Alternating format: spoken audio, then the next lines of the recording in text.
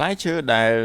មានតែព្រះមហាក្សត្រទេទើបសោយបានវីដេអូនេះគឺគេបានបង្ហាញអំពីផ្លែឈើដ៏កម្រនិងមានតម្លៃបំផុតមួយឈ្មោះថាឡូក្វាតផ្លែពិគង្គវាជាទូទៅគឺដាំដុះនៅភាគខាងត្បូងនៃប្រទេសចិនប្រវត្តិនិងតម្លៃរបស់វាកាលពីសម័យមុនផ្លែឡូក្វាតមានតម្លៃថ្លៃណាស់ដែលមានតែព្រះមហាក្សត្រទេដែលអាចអនុញ្ញាតឲ្យសោយផ្លែនេះបានសូម្បីតែសប្តាហ៍ថ្ងៃនេះផ្លែឈើក៏នៅតែមានតម្លៃថ្លៃខ្លាំងដែរផ្លែមួយគឺមានតម្លៃប្រមាណប្រហែលជា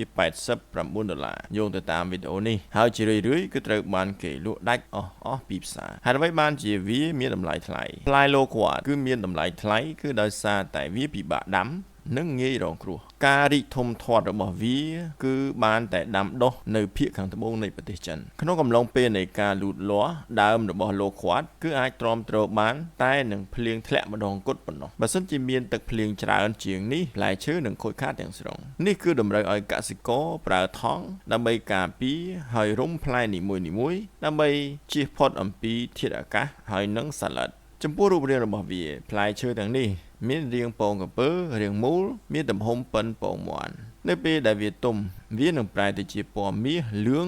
ឬពណ៌ទឹកក្រូចភ្លឺថ្លាសម្បករបស់វាគឺមានរោមតិចៗដូចជាវល្លិហើយងាយស្រួលនឹងបកចេញសាច់ខាងក្នុងគឺពណ៌លឿង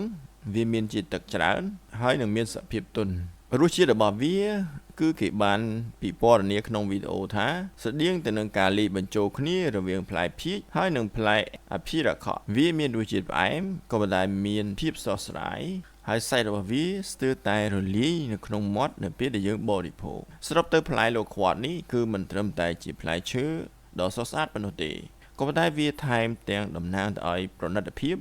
ហើយនឹងការថែទាំដ៏លំបាកនៅក្នុងការដាំដុះផងដែរ